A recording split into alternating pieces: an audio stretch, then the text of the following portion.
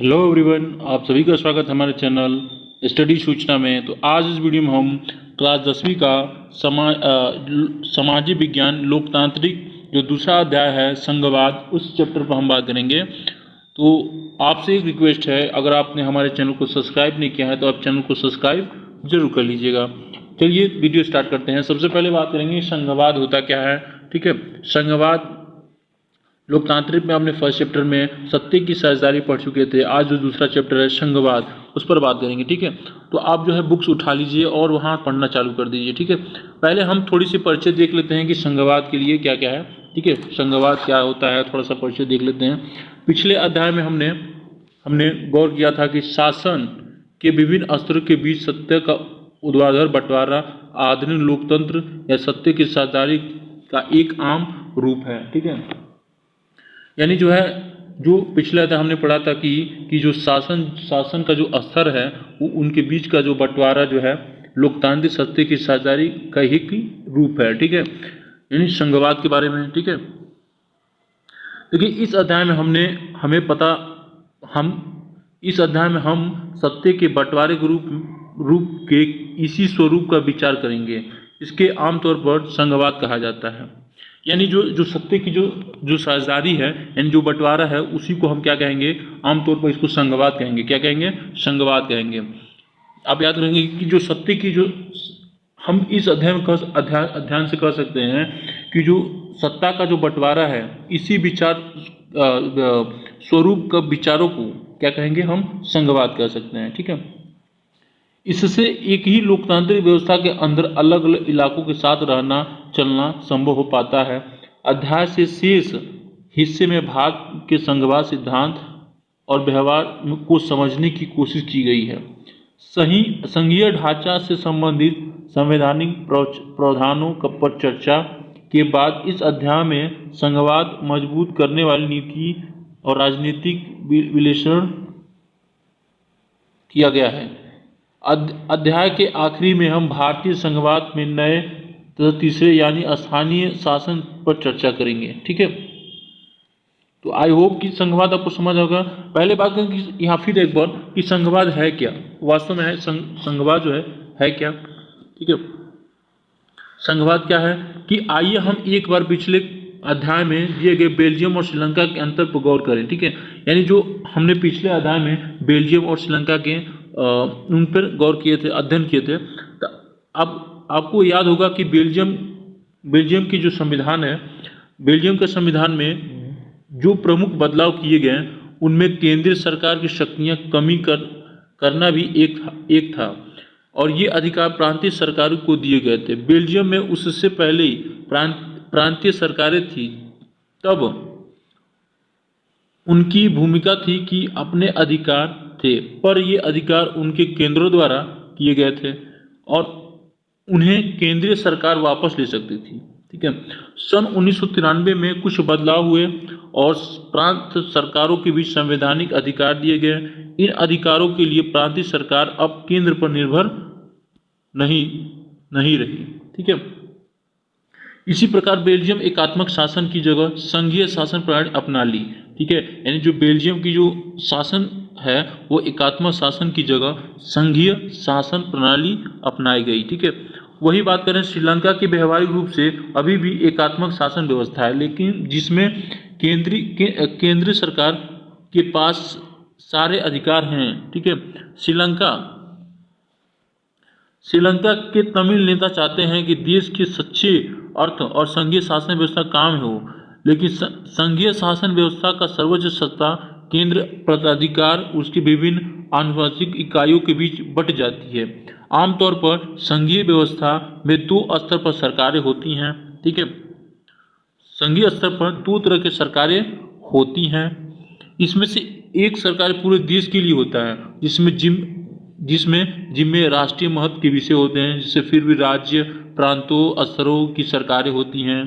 ठीक है, जो दैनिक कामकाज को देखती है, सत्य को स्तरों को सरकार अपने स्वतंत्र स्तर पर स्वतंत्र होकर अपना काम करती है। ठीक है, ये तो हो गया दो सरकार के बीच में।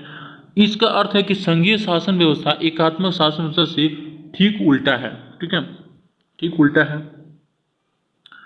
देखिए ठीक उल्टा है। एकात्मक शासन व्यवस्था में एकात्मक शासन व्यवस्था में शासन का एक ही असर होता है और बाकी इकाई जिससे अधीन होकर काम करती है। इसमें केंद्रीय सरकारें प्रांतीय या स्थानीय सरकारों को आदेश दे सकती है, पर संघीय शासन व्यवस्था में यहाँ देख लेंगे कुछ इम्पोर्टेंट संघीय जहाँ जहाँ जो है संघीय शासन व्यवस्था है, ठीक है, भारत है, यहाँ रूस है, जर्मनी है, बेल्जियम है, स्विट्जरलैंड, सेंट, कनाडा, और ये जो है संघीय राजनीतिक व्यवस्था पूरे यहाँ मैप में आप देख सकते हैं, ठीक है, ठीक है, अर्जेंटीना है, हिंद महासागर, जितने भी है ये सब देश हैं, यहाँ जो है संघीय शासन व्यवस्था मानी जाती है, ठीक है। यहाँ कुछ इंपॉर्टेंट फैक्ट है कि हाल ही दुनिया में 193 देशों में 25 संघीय शासन व्यवस्था है, ठीक है, यानी 193 देशों में 25 देशों में संघीय शासन व्यवस्था है, लेकिन इन देशों की दुनिया में 40% जनसंख्या रहती है। दुनिया से अधिकतर बड़े देश संघीय हैं, मानचित्र में आप देख सकते हैं, ठीक है।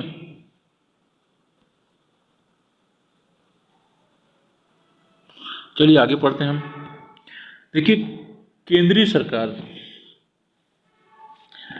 सरकार राज्य सरकार को कुछ खास करने का आदेश नहीं दे सकती, यानी जो केंद्रीय सरकार है राज्य सरकार को कुछ खास करने की आदेश नहीं दे सकती। राज्य सरकारों के पास अपनी शक्ति होती है और इसके लिए वो केंद्र सरकार को जवाबदेह नहीं होती है। यह दोनों ही सरकारें अपने स्तर पर लोगों को जवाबदेह होती है। आइए संघीय शासन कुछ महत्वपूर्ण विशेषताओं पर गौर करते हैं हम, ठीक है, कुछ गौर करते हैं उनकी विशेषताओं पर। संघीय शासन जो प्रणाली है उस पर उनकी विशेषताओं पर, कुछ महत्वपूर्ण विशेषताओं पर गौर करते हैं। नंबर 1 पॉइंट क्या है कि यहाँ सरकार दो या अधिक स्तर वाली होती है, ठीक है। संघीय शासन व्यवस्था में सरकार जो होती है 2 या अधिक स्तरों पर होती हैं। दूसरा, अलग अलग स्तर पर सरकारें एक ही नागरिक समूह का शासन करती है, पर कानून बनाने पर वसूलने का प्रशासन उनका अपना अधिकार क्षेत्र पर होता है, ठीक है, क्षेत्र पर होता है। तीसरा क्या पॉइंट कर रहा है कि विभिन्न स्तरों की सरकारों के अधिकार क्षेत्र संविधान में स्पष्ट रूप से वर्णित होते हैं, इसीलिए संविधान सरकार के हर स्तर अस्तित्व प्राधिकार की गारंटी सुरक्षा देता है, ठीक है।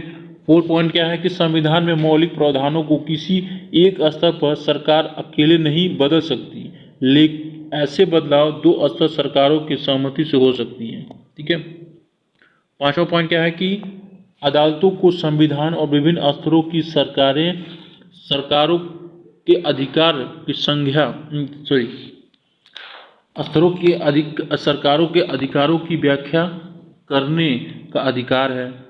विभिन्न स्तरों की सरकारें के बीच विवाद की स्थिति सर्वोच्च न्यायालय निर्णायक भूमिका निभाता है, ठीक है। उसके बाद 6वां पॉइंट देख लेते हैं कि वित्तीय स्वतंत्रता निश्चित करने के लिए विभिन्न स्तर की सरकारें के लिए राजस्व अलग अलग स्रोत निर्धारित करता है। और 7वां पॉइंट, इसी प्रकार संघीय शासन व्यवस्था दोहरे उद्देश्य देश की एकता सुरक्षा करना, उससे बढ़ावा देना तथा इससे साथ क्षेत्रीय विविधता को पूरा सम्मान करना। इसी कारण संघीय व्यवस्था का गठन कामकाज के लिए 2 चीजें सबसे महत्वपूर्ण हैं। विभिन्न स्तरों के सरकार के बीच सत्ते के बंटवारे नियम पर सहमत होना चाहिए, ठीक है, सहमत होनी चाहिए, और इसका एक दूसरे पर भरोसा होना चाहिए कि वे अपने अपने अधिकारों क्षेत्रों को मानेंगे। आदर्श संघीय शासन व्यवस्था में ये दोनों पक्ष होते हैं, आपसी भरोसे के साथ रहने की सहमति देते हैं। केंद्र और विभिन्न राज्यों के सरकार के बीच सत्ते का बंटवारा हर संघीय सरकार अलग अलग किस्म का होता है। यह बात इस चीज पर निर्भर करती है कि संघ की व्यवस्था किन ऐतिहासिक संदर्भ में हुई है। संघीय शासन व्यवस्था आमतौर पर दो तरीकों से गठित हो सकती है। पहला तरीका दो या अधिक स्वतंत्र राष्ट्रों को साथ लाकर एक बड़ी इकाई गठित करने का। इनमें से दो स्वतंत्र राष्ट्र अपनी प्रभुत्ता को साथ करते हैं, अपनी अलग अलग पहचानों को बनाए रखते हैं और अपनी सुरक्षा का खुशहाली बढ़ाने का रास्ता आखिरकार करते हैं। साथ आकर संघ बनाने का उदाहरण संयुक्त राज्य अमेरिका, स्विट्जरलैंड, ऑस्ट्रेलिया वगैरह।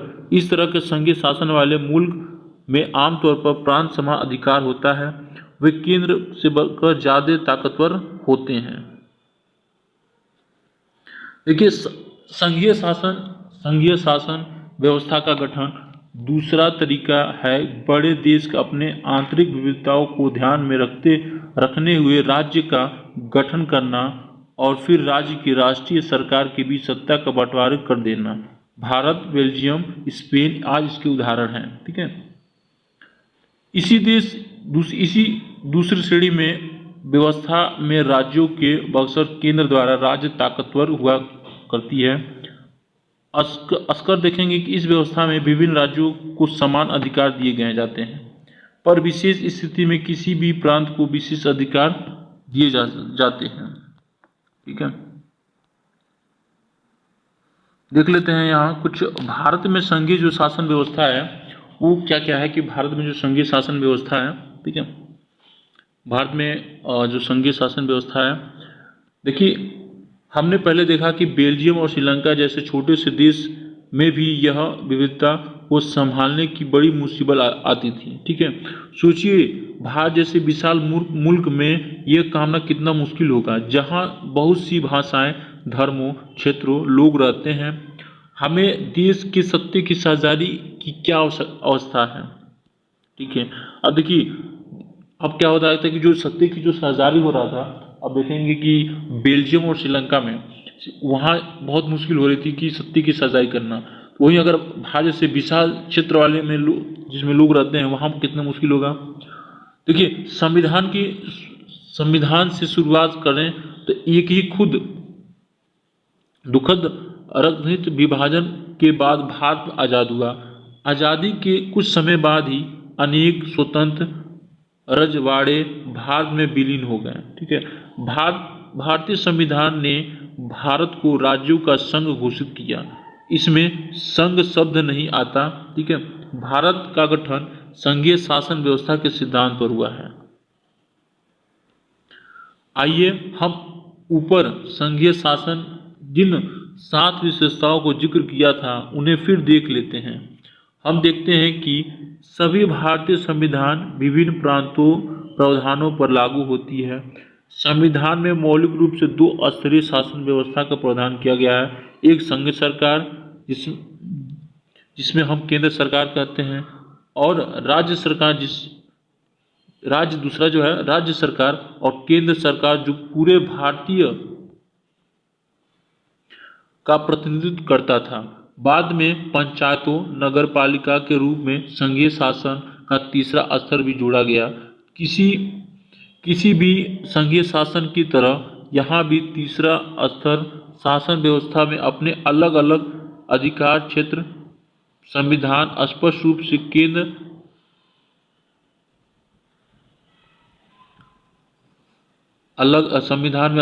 केंद्र और राज्य सरकारों के बीच विधायी अधिकारों के 3 हिस्से में बांटा गया है।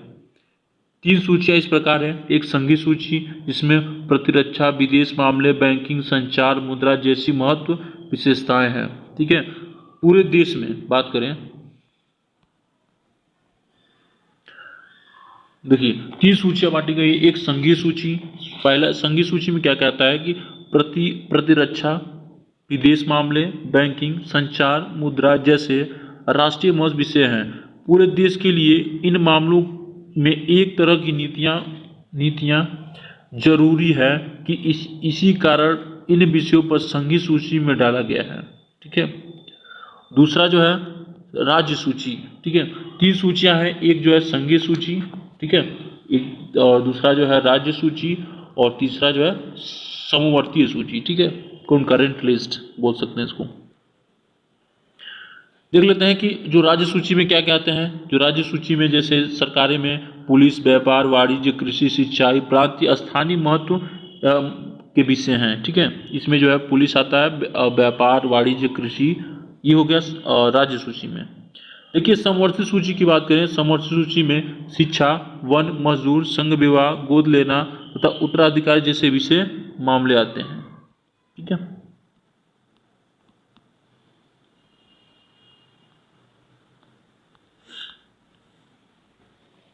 इन विषयों पर कानून बनाने का अधिकार राज्य सरकारें और केंद्र सरकार दोनों में ही है, लेकिन जब दोनों कानून में टकराव हो तो केंद्र सरकार द्वारा कानून की मान्यता होती है, ठीक है, ठीक है। अगर कोई जैसे दोनों केंद्र सरकार और राज्य सरकार के बीच में अगर कोई टकराव होता है तो ज़्यादा जो है केंद्र सरकार की जो कानून की मान्यता होती है। यहाँ बात करेंगे, यहाँ एक सवाल और उठता है कि जो विषय इनमें से किसी सूची में नहीं आते हैं उनका क्या होता होगा। फिर जैसे कंप्यूटर सॉफ्टवेयर जैसे विषय अधिकार क्षेत्र में नहीं, क्योंकि संविधान बनाने के बाद हमारे संविधान का बाकी बचे विषय केंद्र सरकार के अधिकार क्षेत्र में चले जाते हैं।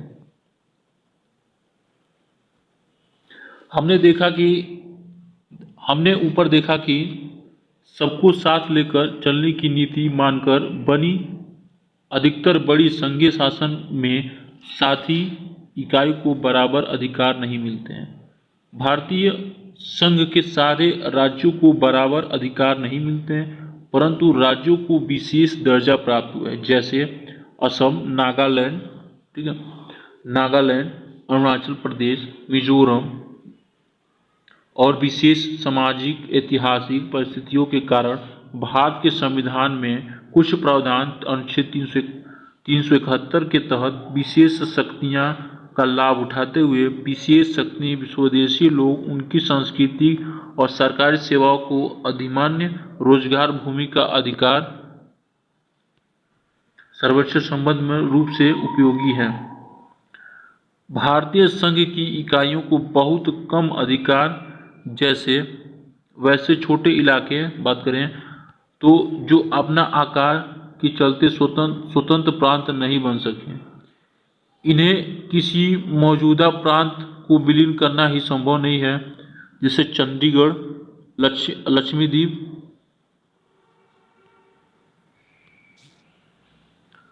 लक्ष्मीद्वीप अथवा देश की राजधानी जैसे इलाकों में कोटी आते हैं। इन्हें देश केंद्रीय शासन प्रदेश कहा जाता है। इन